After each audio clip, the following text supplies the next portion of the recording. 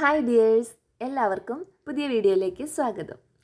അപ്പോൾ ഇന്നത്തെ നമ്മുടെ നോമ്പ് തുറ വിഭവങ്ങളുടെ റെസിപ്പിയും ഒക്കെ ആയിട്ടാണ് ഇന്നത്തെ വീഡിയോ. അപ്പോൾ രാവിലെ അല്ല, ഇതിപ്പോൾ ഉച്ചയ്ക്ക് ആയപ്പോഴാണ് നല്ല കാർമേഘാട്ടം. ഇപ്പോൾ ഇവിടെ നല്ല മഴക്കാർ ഇങ്ങനെ മൂടി നിൽക്കുകയാണ്, പക്ഷേ മഴ പെയ്യണില്ല. അപ്പോൾ ഞാൻ ആ പൂവിൻ്റെയൊക്കെ വീഡിയോ ഒന്ന് എടുത്തിട്ട് എന്താണ്. പിന്നെ ഒരു 3 മണിയൊക്കെ ആയിട്ടുണ്ട്. ഞാൻ ഒരു 3 മണിയോടും അടുപ്പിച്ചാട്ടോ അടുക്കളയിൽ കയറാറ്.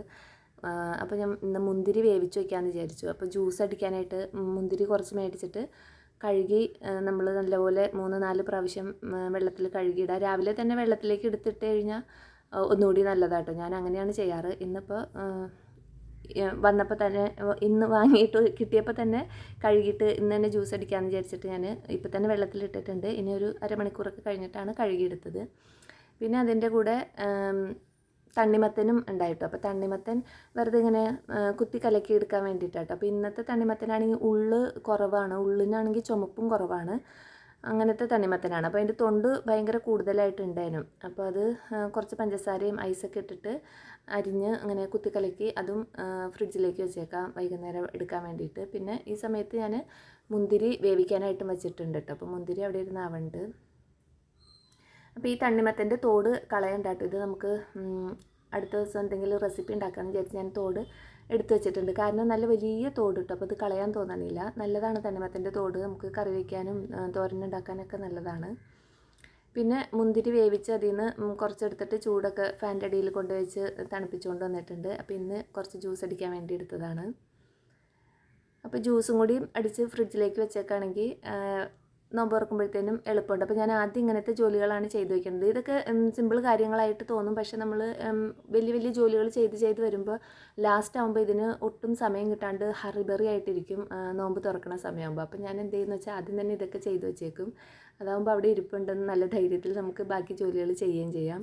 പിന്നെ കുറച്ച് ഗോതമ്പ് പൊടി എടുത്തിട്ട് കുഴച്ചെടുത്തതാട്ടോ. അത് മൈദപ്പൊടി വെച്ചിട്ട് നമ്മൾ സ്നാക്ക് ഉണ്ടാക്കാൻ വേണ്ടി ചെയ്യണതാണ്.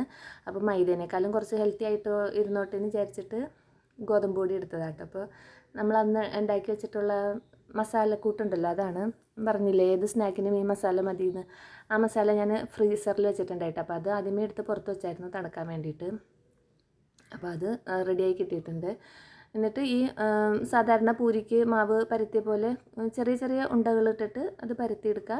അതിൻ്റെ ഉള്ളിൽ ഈ ഫില്ലിങ് ഇങ്ങനെ വയ്ക്കുക. എന്നിട്ട് ഇതിൻ്റെ സൈഡ് നല്ല പോലെ ഒട്ടിച്ചു കൊടുക്കണം കേട്ടോ. ഈ സൈഡ് ഇങ്ങനെ നല്ലപോലെ ഒട്ടിച്ചു കൊടുത്തില്ലെങ്കിൽ നമ്മൾ എണ്ണയിലിടുമ്പോൾ അത് ഇങ്ങനെ തുറന്നു പോകും കേട്ടോ. അപ്പോൾ അതുകൊണ്ട് ഒട്ടിച്ചിട്ട് നല്ല പോലെ ഒട്ടിച്ചിട്ട് എടുക്കുക. പിന്നെ നമ്മുടെ കൈ വെച്ചിട്ട് ഇങ്ങനെ ചെറിയൊരു ഡിസൈൻ പോലെ ആക്കി കൊടുക്കുക.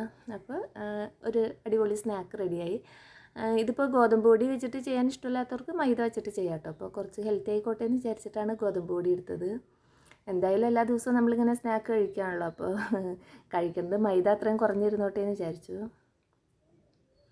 അങ്ങനെ സ്നാക്കെല്ലാം അവിടെ റെഡിയാക്കി വെച്ചിട്ടുണ്ട്. അതിന് ലാസ്റ്റ് ആട്ടോ ഫ്രൈ ചെയ്തെടുക്കുകയുള്ളൂ. ഇപ്പോൾ ഇടിയപ്പം ഉണ്ടാക്കാൻ വേണ്ടിയിട്ടാണ്. അപ്പോൾ അതിനായിട്ട് മാവ് കുഴച്ച് റെഡിയാക്കിയിട്ടുണ്ട്. പിന്നെ നമുക്ക് തട്ടൊക്കെ റെഡിയാക്കി പിന്നെ അതിലേക്ക് ആദ്യത്തെ ട്രിപ്പ് വേവിക്കാനായിട്ട് വെച്ചിട്ട് പിന്നെ അടുത്ത ജോലികൾക്ക് പോകാം. അപ്പോൾ ഇതിൻ്റെ ഇന്ന് കറി ഉണ്ടാക്കണ്ട കേട്ടോ. കറി ഉണ്ട്, ബീഫിൻ്റെ കറി ബാലൻസ് ഉണ്ട്. അപ്പോൾ നമുക്ക് ഈ നോമ്പായി കഴിഞ്ഞ് കഴിഞ്ഞാൽ ഇറച്ചി, മുട്ട ഇതൊക്കെ ആയിരിക്കും കേട്ടോ. ബീഫ്, ചിക്കൻ, മുട്ട അങ്ങനത്തെ എന്തെങ്കിലുമൊക്കെ കറികളായിരിക്കും. കാരണം അതുണ്ടാക്കിയിട്ടേ കാര്യമുള്ളൂ കേട്ടോ. നോമ്പ് പിടിച്ചു കഴിഞ്ഞാൽ പിന്നെ എന്തെങ്കിലും ഒരു നോമ്പ് തുറന്നു കഴിയുമ്പോൾ ആ ഒരു കഴിക്കണത് മാത്രമേ ഉണ്ടാവുള്ളൂ. പിന്നെ കഴിക്കലൊക്കെ കണക്കായിരിക്കും. അപ്പോൾ അത് കുറച്ച് നന്നായിട്ടിരുന്നോട്ടെ എന്ന് വിചാരിച്ചിട്ട് നോമ്പിൻ്റെ സമയത്ത് കൂടുതലും അങ്ങനത്തെ കറികളായിരിക്കും ഉണ്ടാക്കാറ്. പിന്നെ ഇടിയപ്പവും ഇതെല്ലാം റെഡിയാക്കി കഴിഞ്ഞ് ചോറൊക്കെ വെച്ചൊക്കെ കഴിഞ്ഞ് ഇപ്പോൾ നേരം 5:30 ഒക്കെ ആയിട്ടുണ്ട് കേട്ടോ. അപ്പോൾ ആ സമയമായപ്പോഴത്തേനും സ്നാക്കും കൂടി പൊരിച്ചെടുക്കാമെന്ന് വിചാരിച്ചു. അങ്ങനെ സ്നാക്കൊക്കെ ഫ്രൈ ചെയ്ത് അതും റെഡിയാക്കി എടുത്തിട്ടുണ്ട് കേട്ടോ. പിന്നെ ചോറിനൊരു തോരനൊക്കെ ഉണ്ടാക്കി. പിന്നെ ഡെയിലി നമ്മൾ ചോറിന് ചമ്മന്തി എന്തെങ്കിലും ഉണ്ടാക്കും കേട്ടോ. വേറെ ചാറുകറി ഒന്നും അധികം അങ്ങനെ വെക്കാറില്ല. അപ്പോൾ ഇന്നത്തെ ഇഫ്താറിൻ്റെ സമയമായിട്ടുണ്ട്.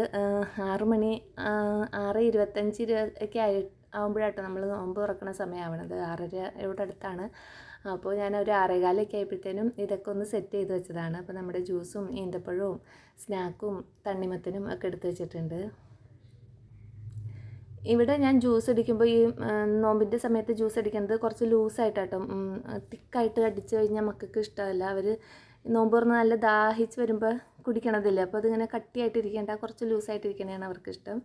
എനിക്കും അതെ കേട്ടോ. അപ്പോൾ അതുകൊണ്ട് നമ്മുടെ സമയത്തായതുകൊണ്ട് ഞാൻ ലൂസാക്കി തന്നെയാണ് ഉണ്ടാക്കിയേക്കണത്. പിന്നെ പ്രയറൊക്കെ കഴിഞ്ഞ് വന്നിട്ട് നമ്മൾ ഇടിയപ്പവും ബീഫും അതൊക്കെ കഴിച്ചിട്ടുണ്ട്. അപ്പോൾ ഇന്നത്തെ വിശേഷങ്ങൾ ഇതൊക്കെയാണ്. വീണ്ടും അടുത്ത വീഡിയോയിൽ അടുത്ത വിശേഷങ്ങളുമായിട്ട് വരാം. അതുവരേക്കും എല്ലാവർക്കും നല്ലൊരു ദിവസം ആശംസിക്കുന്നു.